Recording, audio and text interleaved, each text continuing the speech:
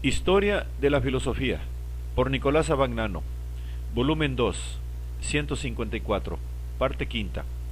La filosofía moderna de los siglos XVII y XVIII. Capítulo 12. La Ilustración francesa.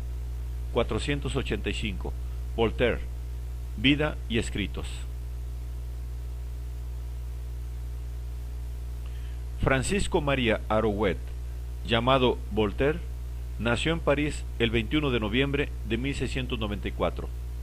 Fue educado en un colegio de jesuitas y desde muy joven figuró en la vida aristocrática y cortesana de Francia. Una disputa con un noble, el caballero de Rohan, le llevó a la Bastilla. En los años 1727 a 1729 vivió en Londres y asimiló la cultura inglesa de su tiempo. En sus cartas sobre los ingleses o cartas filosóficas de 1734 registró diversos aspectos de aquella cultura, insistiendo especialmente sobre los temas propios de su actividad filosófica, histórica, literaria y política. Abogó así por la religiosidad puramente interior y ajena a ritos y ceremonias exteriores de los cuáqueros. Puso de relieve la libertad política y económica del pueblo inglés. Analizó la literatura inglesa y tradujo poéticamente varios pasajes de la misma.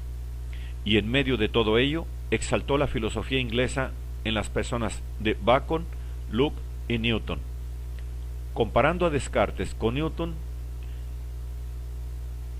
ensalzó los méritos matemáticos de Descartes, si bien reconociendo la superioridad doctrinal de Newton. Descartes hizo una filosofía como se hace una buena novela. Todo parece verosímil y nada es verdad.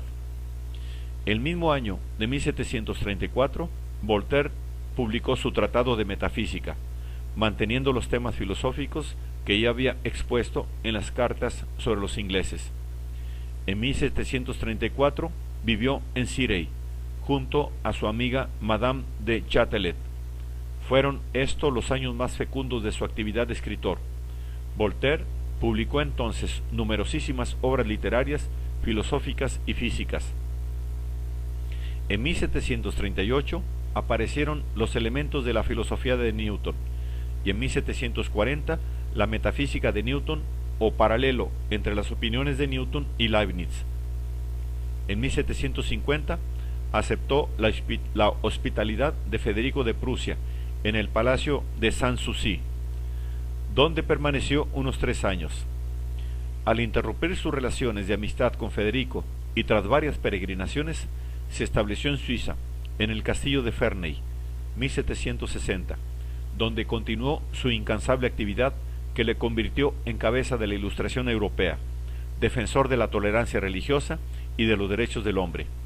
A los 84 años, volvió a París para dirigir la representación de su última tragedia, Irene, siendo acogido con honores triunfales. Murió el 23 de mayo de 1778. Voltaire ha escrito poemas, tragedias, obras de historia, novelas, además de obras de filosofía y de física. Entre estas últimas, además de las citadas, son importantes el Diccionario Filosófico Portátil, 1764, que en sucesivas ediciones se convirtió en una especie de enciclopedia en varios volúmenes, y El Filósofo Ignorante, 1776, su último escrito filosófico. Muy notable por su concepto de la historia es El ensayo sobre las costumbres y el espíritu de las naciones, de 1740, al que antepuso más tarde Una filosofía de la historia, 1765, en la que procura caracterizar las costumbres y las creencias de los principales pueblos del mundo.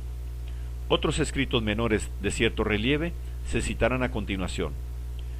Shaftesbury había dicho que no hay mejor remedio que el buen humor contra la superstición y la intolerancia, y Voltaire puso en práctica mejor que nadie este principio con los inagotables recursos de su espíritu genial: el humorismo, la ironía, la sátira, el sarcasmo, la burla franca o velada. Los emplea de vez en cuando contra la metafísica escolástica y las creencias religiosas tradicionales. En la novela Cándido o el optimismo, Voltaire narra las increíbles peripecias y desgracias que ponen a prueba el optimismo de Cándido, quien encuentra siempre la manera de concluir con su maestro, el doctor Pangloss, que todo es para bien de la mejor manera posible. En otra novela, Micromega, cuyo protagonista es un habitante de la estrella Sirio, se burla de la creencia de la vieja metafísica de que el hombre sea el centro y el fin del universo, y siguiendo las huellas de Swift en los viajes de Gulliver, expone la relatividad de los poderes sensibles, relatividad que puede ser superada solamente por el cálculo matemático. En su poema sobre el desastre de Lisboa, de 1755, escrito el mismo año del seísmo que asoló la capital portuguesa, combate la máxima de que todo está bien, considerándola como un insulto a los dolores de la vida, y contrapone a ella la esperanza de un porvenir mejor debido a la obra del hombre. A la naturaleza muda se la interroga en vano. Se necesita un Dios que hable al género humano.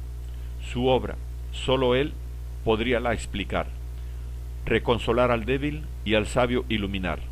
Nuestra esperanza es que algún día todo estará bien. Mera ilusión es que hoy todo esté bien.